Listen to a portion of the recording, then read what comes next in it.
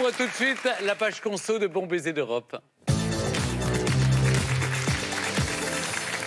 Sandrine, pour préparer les vacances d'été, vous êtes plutôt dernière minute ou au contraire, vous êtes extrêmement prévoyante? Ah oui, oui, oui, des années à l'avance. Ah oui, oui, moi, je suis... Non, non, maintenant, avant, je faisais tout au dernier moment et je passais des vacances de merde. Donc maintenant, j'ai repris, je prévois. Voilà. Et c'est beaucoup mieux. C'est tout moins cher.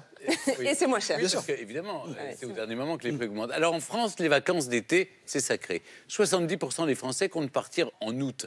Et la dépense moyenne, imaginez-vous, est conséquente, c'est 1 993 € pour un séjour familial de 15 jours. Alors, quelles sont les destinations préférées des Européens? Qui dépense le plus? C'est le moment de tout savoir. Les vacances d'été, c'est comment ailleurs? Stéphane, première chose à savoir, les Européens prennent en moyenne l'été 13 jours de vacances. 13 jours, oui, mais où? 3 pays sortent du lot. En premier lieu, l'Espagne, qui reçoit elle seule 20% des Européens, viennent ensuite l'Italie et la France. Pour mieux comprendre cette transhumance estivale, voici un aperçu. Quand les Allemands et Autrichiens partent à l'étranger, ils préfèrent l'Espagne, l'Italie et la Croatie. Les Polonais, par exemple, optent à 46% pour le Royaume-Uni, alors que les Britanniques et les Français privilégient majoritairement l'Espagne, le Portugal et la Grèce. La France reste toujours la destination préférée des Belges et des Néerlandais, qui sont toujours aussi nombreux à venir profiter de nos côtes.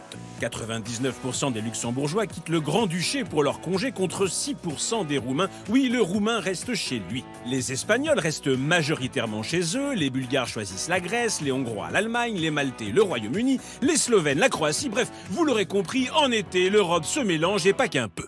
Côté budget, les plus dépensiers sont les Autrichiens avec 2423 €, suivis de près par les Allemands. Le Danemark, quant à lui, ferme la marche avec une dépense prévue de 1385 €.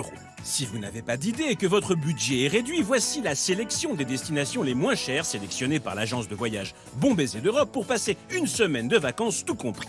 Varsovie tout d'abord, 848 €. Un conseil cependant, évitez juillet, c'est le mois le plus pluvieux de l'année. Oui, madame, plouf. En deuxième position, Prague en République tchèque qui offre les locations de voitures les moins chères d'Europe. Et ça pousse et ça pousse. Et enfin, Bucarest en Roumanie, une ville où un ticket pour les musées ne coûte que 3 €, un repas 10 €, à moins que vous n'optiez pour la Grèce, où la vie coûte 40% moins cher que la France. Vous y croiserez peut-être alors Stéphane en train de siroter un verre d'ouzo ou de raki. Pour cette dernière, laissez-moi vous souhaiter de bonnes vacances et vous envoyer à tous sur le plateau de Bon Baiser.